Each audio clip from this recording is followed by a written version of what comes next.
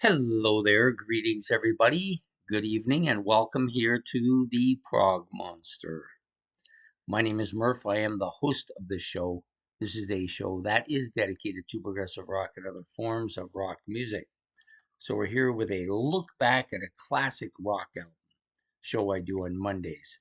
I'm doing a bit of a special episode today. We're doing a redo of an album that I did way back at the beginning. This was the actual first album I did on my look back show, and it was this one, Songs from the Wood by Jethro Tull, their 10th studio album. So this album, sorry, I'm gonna straighten up here a bit. This album released February 11th, 1977. Uh, Put together, arranged at Morgan Studios in London. It's about 41 minutes or so in length on the Chrysalis record label and produced by Ian Anderson. Appearing in the band as Jethro Tull, we have Ian Anderson, of course. I'm just going to put my list up here so you can see it a little better. Lead vocals, flute, acoustic guitar. Um, Actually, maybe I will need my glasses. That's a little blurrier than I thought it was going to be. Mandolin, cymbals, and whistles. And he does play all the instruments on Jack and the Green as well. Martin Barr, electric guitar and lute. John Glasscock, bass and backing vocals. John Evan on piano, organ, and synthesizers. Dee Palmer on piano, pipe organ, and synthesizers. And Barrymore Barlow on drums, percussion, marimba, glockenspiel, bells, nakers, and tabor. So nakers are those little kind of like bongo-like drums, the little ones. Usually you play them in two. One has a different pitch than the other. And then, of course, the tabor, which is a kind of handheld snare drum. So you're holding it on the side and using it that way. So, yep. So that pretty much sums that up. So the album songs on here, 9 in total, opens up with the title track, Songs from the Wood. This one is a very kind of,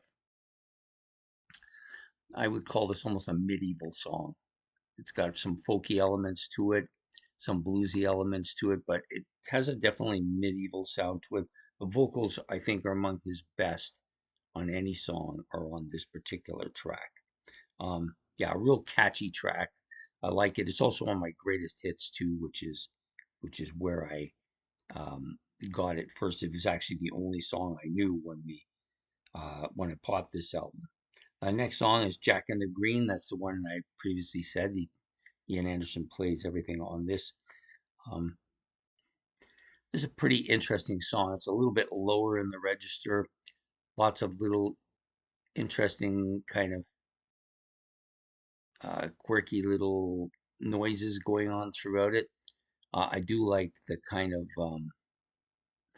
use of the bass string on the acoustic guitar to kind of create a little bit of an atmosphere on this track. I like this track a lot. I like every track on this album, and each time I listen to it, I like them more.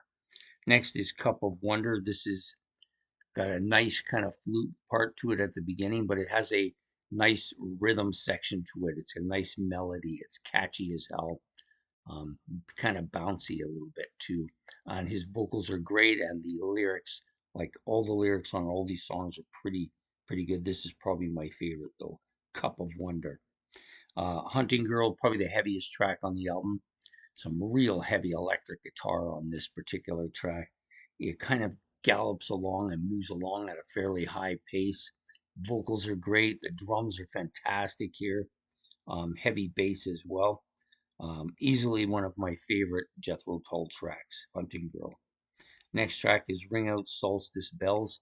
I like this. I like the rhythm part of the drums here with all the different bells that are being played throughout the song. Really a catchy acoustic kind of sounding song, but absolutely incredible. Uh, well worth uh, well worth the time to listen to this track for sure. Velvet Green, another good song. This one's a little bit more, um, I think, a little bit more folky in some ways. Um, It's catchy. It speeds up at times, slows down at the same time. Great vocals on this. Fantastic. The Whistler, of course, is him playing whatever he's playing. I believe it's probably the flute here. Very strong flute uh, sound on this track. Um, some people say this is their favorite track. It's not my favorite, but I love every track on this album. Then you got the heavy pep rock and Cap in Hand. This song is like some fantastic guitar parts, some heavy bass, some heavy drum parts, um, and vocals again, showing a wide range of styles in his vocals. And then it ends off with Fire at Midnight, which is more calm, laid back song with some synthesizer parts in it, but his vocals again very calming, very reassuring song. Um, and it's a nice ending to the album. It kind of puts the cap on it. So the redo for today is Jethro Tull's Songs from the Wood. This was the actual first album I did on the show many moons ago, and it's going to be done again today. I'll probably redo maybe a half dozen of them that I think I didn't do as well on them as I would have liked to early on. So this was one of them. I will do some of the other ones, but it's not going to be every month, maybe every couple months I might do one until I get all the ones, until I'm satisfied that I've gotten all the ones I wanted to do redone. So today's album, Jethro Tull's Songs from the Wood, released in 1977. I hope you've enjoyed this episode of Look Back at a Classic Rock Album. Please hit the like and subscribe. If you want to make comments about this album or Jethro Tull's discography or anything you want to talk about related to Jethro Tull, you can put that in the comment section below. And I try to answer these things if there's any questions involved.